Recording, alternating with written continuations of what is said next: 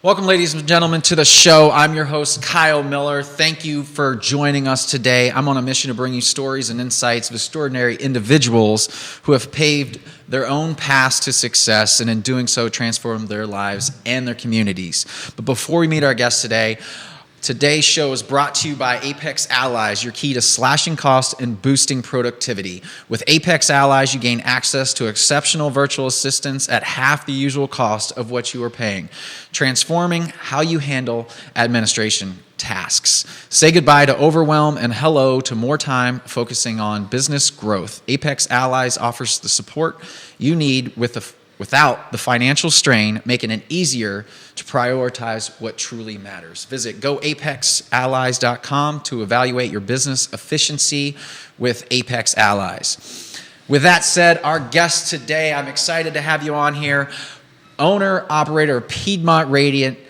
Jeffrey Perry. How are you doing today, sir? Pretty good. Awesome.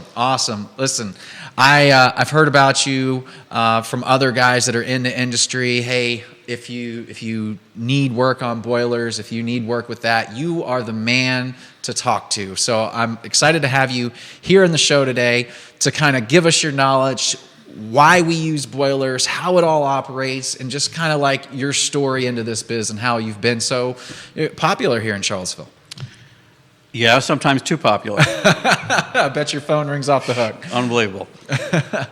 Well, thank you for coming on. You're welcome. No problem. So, to get started, Jeff, and we were kind of talking before the show started, how did you get into this business? Like, you have a bachelor's degree in engineering, so obviously you're pretty good with numbers, right? And you own a radiant, but you've got a story. Like, you've been doing this for a while. And how did you get into this? Did you just by happenstance, or how did that happen? So, I was born and raised up in New York. What's referred to around here as a damn Yankee. I am third generation in this business. Okay. So my grandfather started the business in 1927. My father worked with him all his life. When he came back from World War II, 1945, he opened his branch of the business in the same town.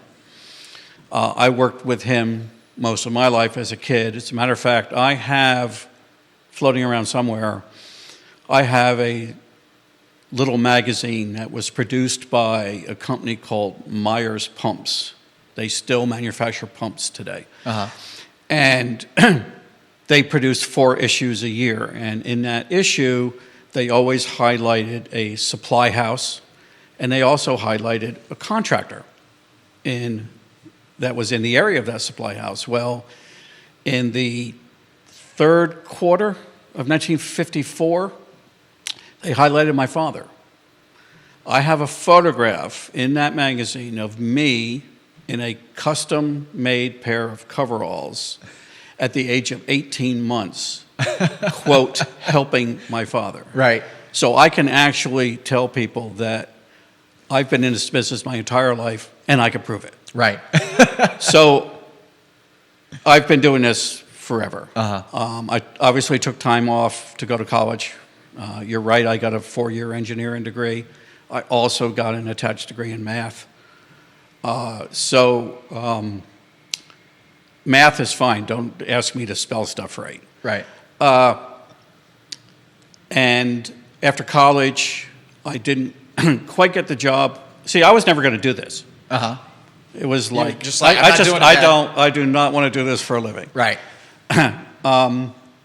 So I got an engineering degree, and I had a goal. But when I got out of college, I didn't get the job I wanted.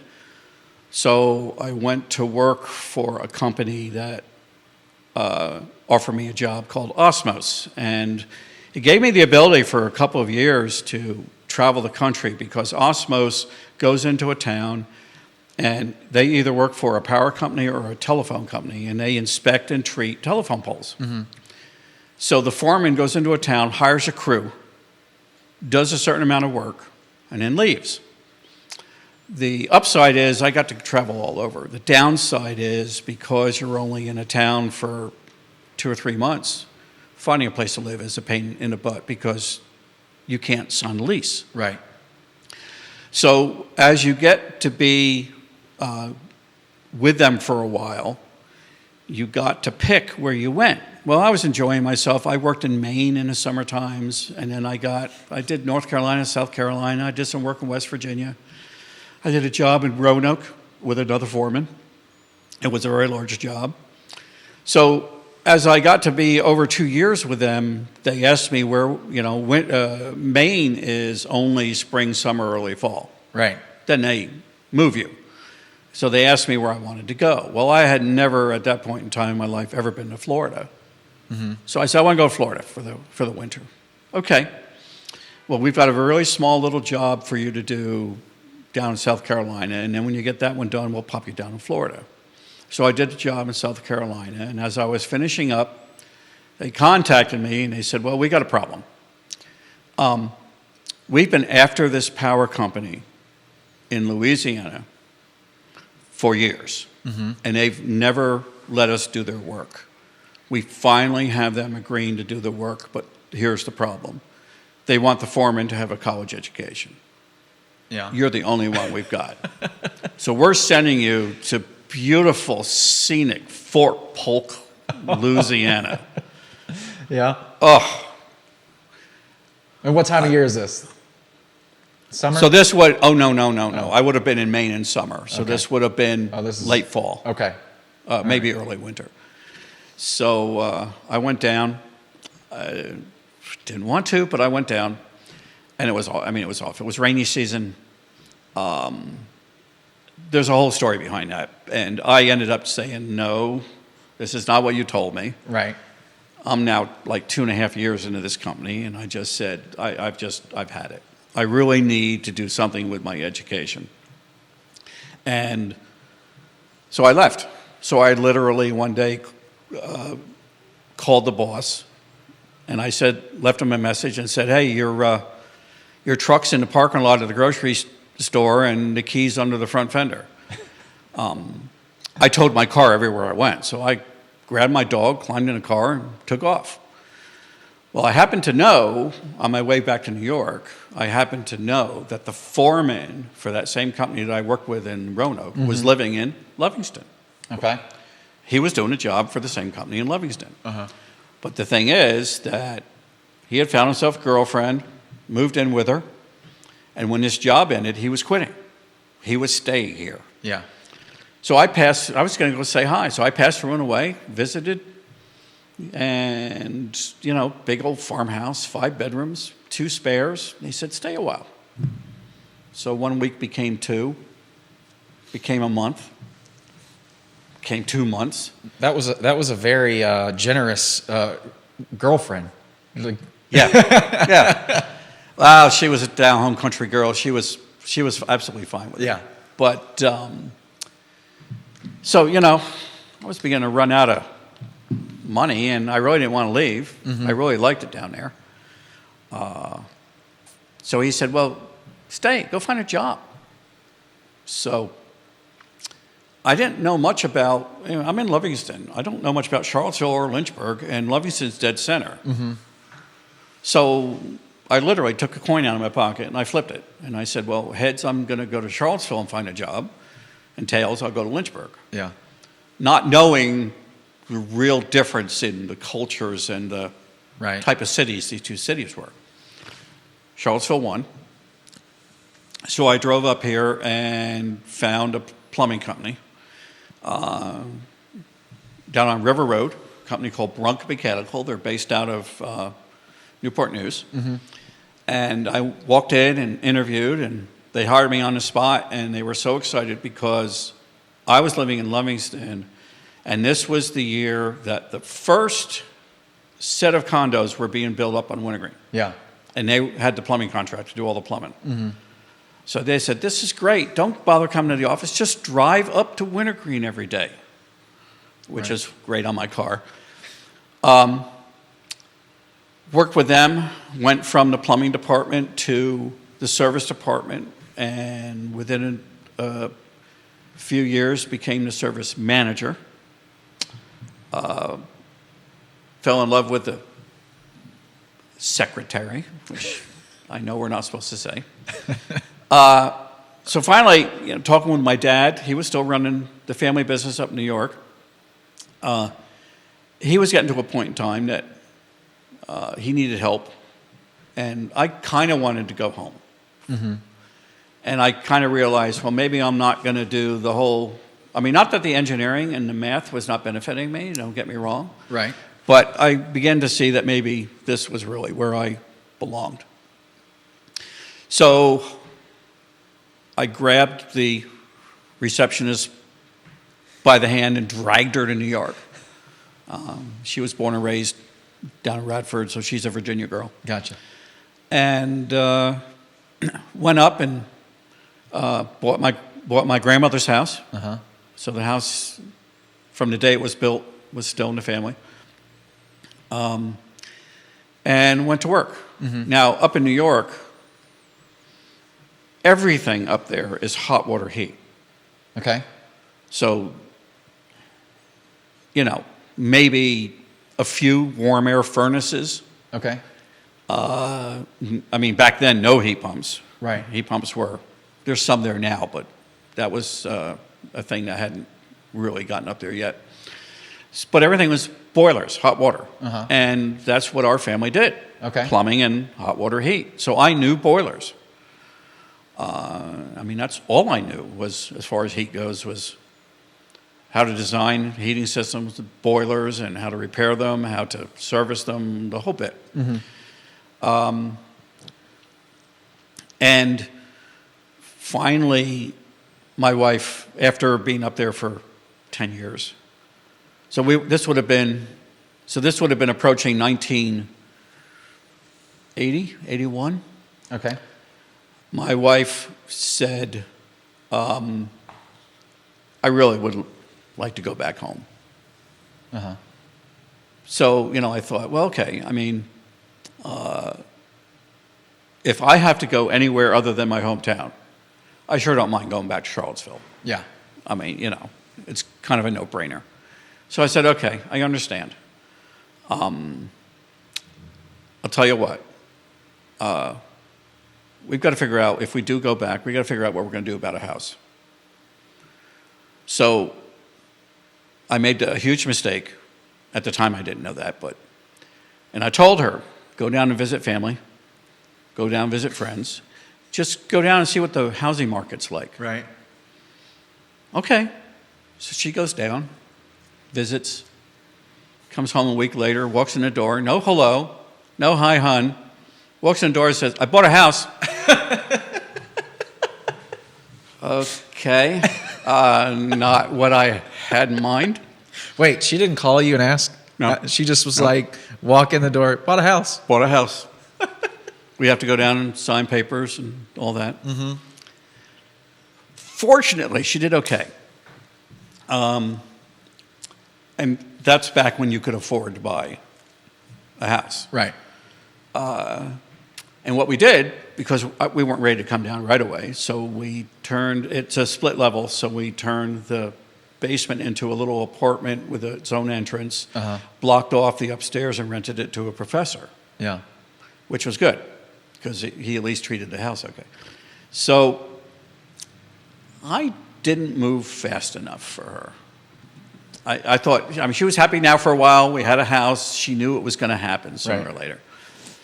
And I said, okay, I got you. So I already know what I'm doing. I've got multiple people down here saying if I ever came back, they were ready to hire me in a heartbeat. Right. I know what I'm doing for a living. What are you doing for a living? Right. So she's an appraiser. She was doing appraising in New York. She had gone to NYU, to their appraisal school. She's very good at what she does. And I said, go down and see if can you get a job at an auction house or something? Yeah. So, okay. See, I should have learned from the first one. She comes down, visits for a week, stays in her little apartment, comes back home. Hi, hon, I got a job. I start in 2 weeks. I love how your wife is just we're getting it done. We're making the move. This is going to happen. Well, by coincidence, the professor had gone and bought a house. So the whole house was empty. So I said, okay, I'm now being forced to move this along. So what we did is we moved half our stuff down. She moved into the upstairs. She got a job. She got a part-time job at the university and a part-time job at an auction house here in town, back then called Harlow Powell Auctions. And I said, well, okay, I've got to figure out I've got jobs I'm in the middle of. I just can't leave. So we kind of lived like that for about 8 months. I would come visit, she'd come visit. So finally I started to close the business down. Yeah. Because I have a half brother, and he wasn't quite ready to do this yet. He was still too young. Yeah. So I finally closed it down, moved down here in '82, and went to work for another company. And we opened a hydronics division. Hydronics being hot water heat. Okay. The term that we use. Were you like some of the first ones in town here to start that? Yeah, there's only, per se, one other company in town that specializes in it. Okay. And the founder of that company they're still around, but he's kind of gone on he's not there anymore. I'm still, even to this day, I'm about it. Yeah. Now, there are plumbing companies and other people in town that dabble. Okay. And unfortunately, not unfortunately for me, but unfortunately for the business and for the customers, I get a lot of jobs and make a lot of money fixing other people's stuff. Yeah. Because hydronics is not just stick some pipes together and you're good to go. Right. There's a lot to it. For a while, I was teaching some hydronics at K-Tech. Oh, wow. Okay.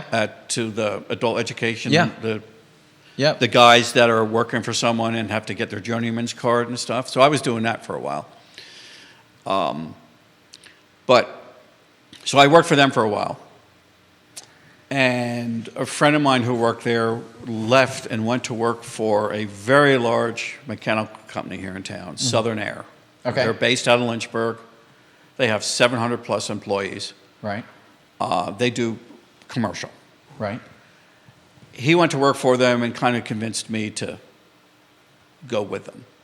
So I went and worked for them. I soon found out, and what drove me to find out that this was not my thing, was that I was one of the project managers for the Paramount Theater. Okay. Which, at the height of that job, we had 55 guys there. Wow. It was unreal. And it was too much stress for me. Yeah. I'm more residential, like commercial. Right. And really, the hydronics is where my real interest lies. So after the Paramount Theater, I said, that's it. I can't do it anymore. Right. And one of the reasons I left is that, to really take you on a side trip, in 1990, I've always been, ever since my father introduced me to sports car racing, I have always been a sports car racing fan. And we followed it everywhere. We would, from up in New York, we'd go up to Watkins Glen, and we've been to the 24 Hours of Daytona and a lot of the big races. Well, I found out that there was a gentleman here in Charlottesville that raced.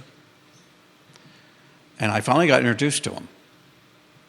And we talked for a while, and then he went on his way, I went on mine. And before he drove off, he said, maybe I'll call you sometime. Well, he didn't take my number or anything. I think it's just a polite way of... Right. So one Saturday, I'm at home. I'm outside working. My wife comes out and says, is the guy on the phone? Something about racing? I said, okay. So I picked the phone up, and he said, listen, I'm going to be out at the race shop getting the car ready for this upcoming season. Why don't you come out and hang out? You can help me. I just left all the tools where they were laying for whatever it is I was doing, and I took off and went to work for him for the day. Yeah. It was actually his way of kind of seeing whether I knew my way around a screwdriver. Right.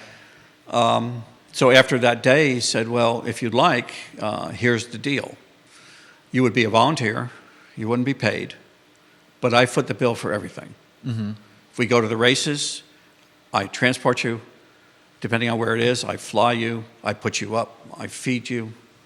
So everything is covered. Right. And you get to join us. I jumped on, I mean, I'm a race fan. I jumped on that like a heartbeat. Right. So I worked for him as a volunteer. Mm-hmm. So that was only weekends and race weekends, stuff like that. So I was still working. Finally, when the Southern Air and the Paramount Theater ended, he offered me a full-time job, paid as the crew chief for the team. So for 2.5 years, I was the crew chief on the race team. He didn't race the whole season. Mm-hmm. He was not a professional driver. He's a very good driver, Yeah. but he wasn't pro. Right. And we got to go to races, and I got to work in the race shop every day of the week and got paid to do it. And I was in like freaking heaven. Yeah. Well, what happened was the rules changed. The car that he had, these are one-off cars. These are custom carbon fiber and all kinds of high-tech stuff. He would have, for him to continue racing, he would have had to have gone and bought a new car Oh. at big bucks. Yeah. So he decided to stop racing. So at that point in time, I knew I had to go back to what I knew. So I opened in 2007, I opened Piedmont Radiant. So that was all. That was your the journey That's the journey to get here. to have your. This is now in New York. Was it your company in New York? You were the primary, or you were kind of working with your dad on that? Well, I was working with my dad, but my dad had the way we operated. My dad had Perry Plumbing and Heating. Mm-hmm. I had Highland Heating and Cooling. Up there, I did air conditioning, which wasn't very much. Right. You installed Windows. Huh? You installed Windows. Windows. Yeah, in New York. So Highland. So the area that my hometown's in is called the Hudson Highlands. Okay. So I called it Highland Heating and Cooling. Got it. So technically, we had two companies. Right. But we worked together. Gotcha. So yeah, so now, so we jokingly refer to Piedmont Radiant as the southern division of the Perry family business. So, my half brother, finally, he ended up getting into it too. Okay. So he was up there working with Dad. Is he still running up in New York? He's still in the business. My father continued to work. My father finally retired at 86. Okay. My brother would send him on little piddly jobs as he got older. He would have a helper with him to drive, and my father would go in and fix sinks or faucets and fix a toilet, that kind of stuff, and to give my father something to do. Yeah. So finally, at 86, he said, "That's it." Gotcha. So in 2007, 2007, you're starting Piedmont Yep. Radiant. Yep. You've already got a lot of contacts, obviously, in the area. Yeah, a lot of people knew you already worked for a couple companies, so I'm sure it kind of was like, oh, Jeff's on his own. We're gonna just call Jeff. Is that? Let me put it this way: from day one, Yeah. I never advertised. Never advertised. I have never advertised. That's saying something. You know, you're almost 20 years in. You got you're 17 in right now. Yeah. To having no advertising. You don't have a website. No. You gotta look up Piedmont Radiant to find his number. You've got to there's Google no or website, something, I guess. I mean, you found it. Yeah, there's no Facebook. There's no anything. I don't. Yeah. I'm old school. I mean, Yeah. Look at me. I'm 70. Uh-huh. I'm going to be at it for a little while longer. I'm not going anywhere. Right. But no, I don't do the whole social media and Right. the whole website. I'm kind of the opinion is the last thing in the world I need is more work. Right. I mean, I've always stayed small. I've never wanted to be overly large because I've seen too many people, both small companies up in New York and people here, that grew and grew and grew. And the owners just ended up having ulcers and headaches. And I mean, I know a couple of my friends up in New York that had a business. One electrician, he ended up folding up because he just couldn't do it. He ended up with 20-some employees, and it was like, The stress. you can't take time for yourself. Yeah. So I'm small. If I want to go do something. Now, obviously, you got guys to help you, right? You have a couple employees. I have a couple employees. Yeah, that you can do. I got one young kid that's pretty good. Yeah. He's getting learning the business. He's getting there. Yeah. It's nice because with this industry, right? And radiant heat. Tell me a little bit about radiant heat. Radiant heat is simply there's a couple of kinds. You could refer to someone that has a boiler and a whole bunch of cast iron radiators. You could call that radiant heat because those radiators are radiantly putting heat into the space. Right. But true radiant heat is installing piping, tubing, in a floor. I mean, you could do ceilings and walls too, but 98% of what we do, it's in the floor. Okay. And you put warm water through it. It's usually not very hot water. Okay. Which is one of the benefits. You don't have to heat the water very hot. Okay. And it radiantly heats the space. Okay. It doesn't, true radiant heat does not heat the air. It heats all the objects in the space. Okay. Furniture, walls, ceiling. Which then warms the air. Okay. And one of the benefits of radiant heat is the fact that with conventional heat, you get temperature stratification. So if you were like this space here, we've got 20-foot ceilings. Yeah.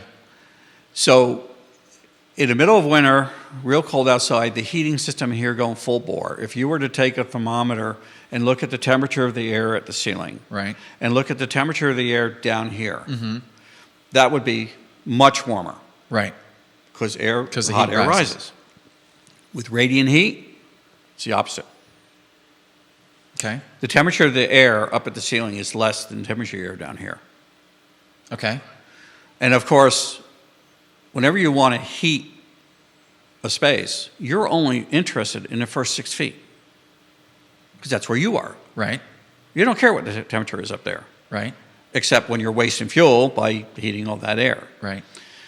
With radiant heat, that's one of the real benefits is the fact that it's very gentle. The air doesn't dry out, unlike blowing air. Right. In our business, anybody that's in the hydronics business that's been in it a while refers to blowing air heat, like furnaces and stuff. We refer to that as scorched air. Okay. It's our little nickname for a blowing air system. Gotcha. Because it really dries the air out. Yeah. With radiant, it doesn't do that. Okay. So it's a matter of having a boiler that heats water, and you pump the water through this tubing that is in the floor. If the house is, the ultimate system is to have a slab on grade, so a concrete floor, no basement, no crawl, and the tubing is in the concrete. Okay. And you heat that water to a temperature that makes the floor toasty. What typically is that temperature? Of the water? It will vary depending on how cold it is outside, but just as an average, you're looking at only having to heat water to 100, 110 degrees. Okay. Because I have a boiler at the house, and I have a thermometer on it, and I think it goes like 140. Does that sound right? That sounds low. Because you told me before we started this, you told me that you had what we refer to as hydro air. What it is a coil or like a radiator. Right. That's in your ductwork. Right. The air blows over that coil and blows air out the grills. Okay. 140 is low. Now, you may have looked at the temperature gauge on the boiler and only caught it when it was at 140. That might be it. But on the average, a hydro air system like what you have, the temperature of the water is going to be 170, 180. You know what? Maybe I have seen 170 before on it. Yeah. Maybe that does ring a bell. So the downside of that is that it takes a lot more energy. If you had the example I use to my customer is if you had a cubic foot of water. Right. And this cubic foot of water was at 100 degrees. And this cubic foot of water was at 170 degrees. And you wanted to raise them both 10 degrees. It takes a lot less energy, so a lot less natural gas, propane, oil, Right. to heat the 100 to 110 than it does to heat the 170 to 180. Makes sense. Even though it's only 10 degrees. Right. They're both going up the same amount, but it's a lot less. So with radiant heat and us only heating water to 100, 110, 120, it doesn't take as much energy. Yeah. So you burn less fuel. So Yes. it costs Right. the savings in regards to the cost of that is much less then. Correct. And with the boiler technology we have nowadays, it's even more costly. Yeah, you were telling me it's crazy how it goes. It can adjust So by the temperature. The on way the inside. boilers work nowadays, and this is code, by the way. So back in maybe 15, the Department of Energy passed a code that said that all boilers sold in the United States has to have the capacity to do what's referred to as outdoor reset. Now, outdoor reset is nothing more than the fact that the boiler looks at the temperature outside. Okay. And depending on how cold it is outside, it varies the water temperature. Because if you think about it, Yeah.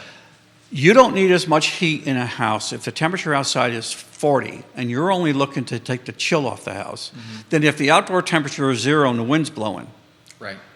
So the way that this outdoor reset works is your thermostat calls for heat. The boiler says, oh, I need to turn on. How cold is it outside? Well, the temperature outside is 40. I'm only going to heat the water to 100 Right. for a radiant system. So let's stick with radiant system. I'm only going to heat the water to 100 or 90. All of a sudden, the sun sets, cold front moves in. The air temperature outside starts to drop. The boiler sees that and automatically starts raising the water temperature going out into the floor. So that by the time it's 10 degrees outside, the water temperature going into the floor is now 120, which means you're producing more heat into the So house. instead of keeping the house 70 degrees, right? It's gonna keep the house 70 degrees. But It's still going to keep the house at 70. But it's going to keep it at an even temperature during that whole time as well, is what I'm understanding, because it fluctuates. Yes, and it's going to burn as little fuel as possible, because here's the other flip side of the coin. At the same time, it's looking at that outdoor temperature and saying, oh, well, I only need to heat the water to 100 degrees. It then turns the flame on. And just like a gas cooktop, Okay. you know how you can take a gas cooktop and you can turn the dial and you can go from simmer to high. Yeah. So the amount of gas you burn and the size of the flame changes. So does the boiler. So the boiler says to itself, okay, well, I need to heat the water to 100 degrees. It turns on, and it looks at the temperature of the water leaving the boiler. And it only burns the exact amount of gas needed to hit that number. Okay. So the flame inside the boiler modulates. It Okay. varies Gotcha. so that it'll burn the smallest amount of gas needed to make sure that we still get that 100 degrees. Right. Now, there are houses, obviously, that have more than one thermostat. Okay. So let's say you have a house that's got 3 thermostats, so 3 zones of heat. Right. They all work independently. So what happens is the first thermostat calls for heat, and the boiler turns on, looks at that 100 degrees going out, and sits there, and it burns at a really small flame, and it meets its requirement. All of a sudden, a second zone calls. Well, the boiler can see that because all of a sudden now there's more water going through it. Right. The water temperature drops. So the boiler says, oh, something's going on. So it automatically raises the flame so that now both zones are getting that 100-degree water. Okay. And are there like, is there like flanges, or is there gaskets that open up, or valves that when you have those? So there's a couple ways of doing that. Mm-hmm. Depends on your philosophy, how you like to do heat. Yes, there are valves you can do. They're motorized shutoff valves. Okay. They're referred to as zone valves. Got it. A lot of people have them. I don't like them. Okay. It's a preference. Okay. Do they work? Sure. Is there an issue with them? Not really. Okay. What I like, and there's a couple of reasons why. I don't know how technical you want to get, but what I do is I install a separate pump on each zone. Okay.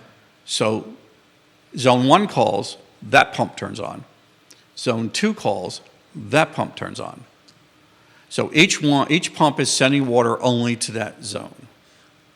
I got a visual on it. So you have your main trunk line here, and your zone coming off this way, another zone coming off this way, and another zone coming off this way. You have the pump on the intake valve, right? You're pumping out to go the out system. to the zone. You Correct. have it there, and so when that kicks on, more flow of water pushes through, and that's So each pump in an equilibrium. will send water to where it's Got it. Understand. designed to go to. Yeah, that's interesting. The reason, a quick version of why I don't like zone valves is the problem is when you have, say, 3 zone valves, you have one pump pumping through those zone valves. Okay. So the issue becomes, unless you install, I could go on forever. Unless you install a variable speed pump that knows that a zone valve has opened, you've got a pump that just pumps at one speed, which is most everybody. Okay. First one opens up, it sends a certain amount of water through. If another one opens up, well, now you're robbing water because now you've got to ask that pump to pump through 2 zones and not just 1 zone. Okay. So the flow will vary to each zone. When you have each zone have its own pump, it's always consistent flow. Got it. That makes sense. So that's my preference, but you'll find a lot of guys around here, more of the guys that dabble in boilers will install zone valves. Gotcha. They're easy to, they're easy to buy, they're easy to install. Okay. Just not my thing. So radiant heat, you like that heat over any other heat. What about cooling? What about oh boy, you're getting into a topic here. So here's the problem with radiant cooling is out there. Okay. If you lived in Phoenix, where you didn't have issues with humidity, Okay. go for it.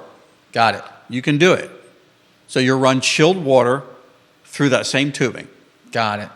It's the condensate that's going to cause and it all of these. absorbs the heat. Mm-hmm. But we're in Virginia. Yeah. We have to deal capital of the United States. We have to deal with humidity here. Right. So the problem is that, and the problem that I've had with it, and maybe the controls are much better now. Mm-hmm. I don't dabble in radiant cooling. So the problem that you can potentially have is that if you're running chilled water through the floor, Right. if you mistakenly hit the dew point, you're going to have a lake. Got it. Because all the moisture in the air, because you're below the dew point, it's going to condense and just end up raining in a house. Got it. So you have to. So the issue becomes: yes, you can do radiant cooling, but you also have to have some form of a system to now dehumidify the house at the same time. that's not a good option here. Noted. I get it. Not to me. Yeah. What? I'm sure there's somebody out there that will argue this whole point with me. Okay. Yeah, but your point is very makes sense. And if you understand dew point and where moisture creates and how water even just destroys all houses, Correct. It is the life and the death of everything living in this world and non-living, because water is the most damaging thing to houses that there is. Oh yeah. I mean, a tree doesn't do near, like a tree could fall on the house and a water could still do more damage than a tree. And I've seen it happen. Now, the tree happens a lot faster. Give water some time and it'll cause major issues. Yeah. What kind of material with the radiant heating? I've done some reading on it in regards to what's the best material. You're saying the concrete, that's the best material to do it in. Can you retrofitting? Yeah, so you can retrofit, but the real simple explanation of why concrete is so good is because if you think about it, if you had a house that had a 4-inch concrete slab, whether it's your main floor and it's a single-story house on a slab, or whether it's a basement, you got 4 inches of concrete and that tubing is in the concrete. If you heat up that 4 inches of concrete, that is just one big-ass radiator. Right. If the heat turns off, it continues to radiate. Right. If you have a power failure, it continues to radiate. Right. For hours. Right. So it's the best material. However, retrofit. You got a couple ways to retrofit. So I'm quoting one right now. And what it is, it's an existing house up on Wintergreen. They've almost gutted the place, including they took up the flooring. They left the subfloor, so the plywood down. Got it. All the hardwood or whatever was there, I don't even know what was there, is gone. They want me to add radiant heat to the main level. Right. Which is a wood structured floor. So we're not putting it in concrete. Right. So the way you do it is there are several products in the market that allow me to put panels on top of the subfloor. Okay. Depending on which product, the panels are either 1/2 an inch thick or 5/8 of an inch thick. So it's not very deep. Right. There are grooves in the middle of these products that you snap the tubing into. Okay. One of the best product is a product made by a company called Rayhow. They're pretty much the people that invented PEX tubing, PEX pipe. Yep. German. They are the company I use for all my radiant products, but they make an extruded aluminum panel called RAU panel, R-A-U panel. And it's a 6-inch wide aluminum panel. It's got feet and a groove in the middle. So you lay that, then you lay a 2-inch piece of furring strip, then another panel, then another furring strip, then another panel. The furring strips are there so that your contractor, your flooring people, have a place to attach their flooring. You run the tubing through the grooves, back to the boiler, back to the distribution area, and then you put your flooring on top. So that's a retrofit system, but to do that retrofit, the existing floor has to be gone. Right. Everything's going to raise up in it. And everything's going to raise up either 1/2 or 5/8 of an inch. Right. So as I tell everybody that wants to look into this kind of thing, I said, you've got to worry about what are you putting up for flooring? What steps do you have? Your first step's going to be off now. Right. What door sills do you have? Yep. So these are all things that have to be worked around with the contractor. The other method, which is a little bit less efficient and much more of a pain in the butt for me, is to put the tubing on the underside of the subfloor. Right. The way that's done is there are also aluminum plates. They're just flat plates with a little bump in them where the tubing goes. Yep. You screw them to the bottom of the subfloor. and then you put the tubing in the groove, Got it. and then you insulate. Okay. So the aluminum plate touches the bottom of the subfloor Yeah. and transfer its heat. So you can put 2 of these. If you have a standard construction house where in most construction, the floor joists of a house are 16 inches apart. Uh-huh. So 2 of these go in a floor joist space. Got it. And same thing, hook it to a boiler and off you go.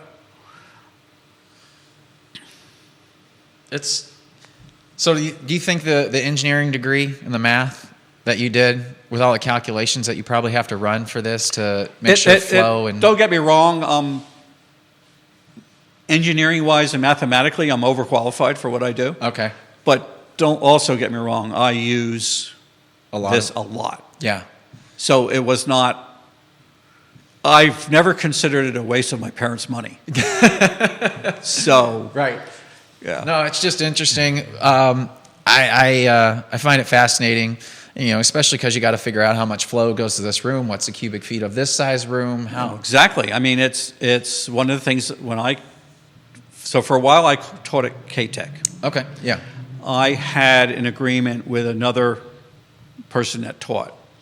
So this is night classes, 1 day a week. They're 3-hour classes, and these students are employed, and they're there to get their journeyman's card. Right. Well, the book that was being used had 1 or 2 chapters on hydronics. The guy I was working with, he was a friend of mine. He works in the HVAC industry. Right. He taught, and he knows very little about hydronics. So we approached the K-Tech, the Albemarle County, and got me to teach 2 or 3 weeks of the semester of the hydronics. Got it. So one of the things we talk about, among many things, that I touch the basics. Right. Because these kids are not currently in the hydronics business, they're in the HVAC. Right. But you never know, A, you never know what they're going to end up doing for their life, and B, you never know when they're going to walk into a house and see a system. Right. So one of the things I talk about is, well, how big does a pipe need to be to move a certain amount of BTUs, a certain amount of heat? Right. How much flow can you put through that pipe? And it goes on and on. I Right. mean, and how are old systems designed? Because there are a lot of old hydronic systems in this town. Yeah. No, Park Street, Locust Avenue, they're everywhere. I've been in a lot of them. I've seen them. Big old cast iron radiators. And we pull them out. Well, I once told a customer, I got a short story about that. So I get a phone call from someone that has a big old farmhouse out in the country. And he wanted me to come out and look at his system. So I go out and I meet him, and we go down the basement, and there's a big monster old boiler and a whole house full of big cast iron radiators. Right. So he asked me, he said, so I want you to give me a quote. I want you to rip all the radiators out, and I want you to rip the boiler out. As much piping as you can get to, and just take it all out. Yeah. I said, why? Well, my wife doesn't, they take up too much space. I said, this is a, early 20th century, 1900s farmhouse with single pane windows and, who knows what insulation. Right. What are you going to do? Oh, we're putting in heat pumps. Yeah. And I'm thinking, no. So I said, you sure you want to do this? He said, yeah, we're going to do it. So I said, all right, I'll quote you. He says, so what do we do? What are you going to do with the old radiators? I said, well, do you have an old barn or something? He says, well, yeah, I do. I said, well, why don't we store them in the old barn? He said, well, why would we store them? I said, when you find out your heat pumps are not going to be comfortable and you're going to want to put all this stuff back into your house again. I never got the phone call back to do the job. So, well, it is what it is, right? He'll learn. Just FYI, my house, 1880, old farmhouse, heart pine floors, I had an old boiler in it, and I was like, I can't do this. Put 2 heat pumps in it. My first winter there, my electric bill was $970 one month. And I said, and it was cold in the house. And I was like, we got to do something about this. So that's when I put the boiler in with the forced air. And So the radiators are not hooked up, just the forced air with the boiler? Yeah, correct. Okay. Yeah. Though I would like to put some radiators in because I think it would be better. But I appreciate you, Jeff, coming in, sharing your knowledge, sharing about the radiators. I've learned a lot in this, and I need to have you come out to my house. And I think, But you didn't learn to keep your radiators, did you? I just learned too late. That's what it was. I learned too late. Because it had all the pipes and everything. I cut all that stuff out and ripped it out. But that's unfortunate. You won't be the first. I get a lot of phone calls from people that ask me if I want their old radiators. Yeah. Well, again, thank you, sir, for coming in, sharing the story. You're welcome. Thanks for having me. Piedmont Radiant is your business. Look him up. He doesn't have a website, but if you look him up on Google, his phone number will pop up, and you can give him a ring. He is the guy to call, obviously. He's taught everybody around here even what radiant heating is. So give him a call, check him out, and until next time, thank you.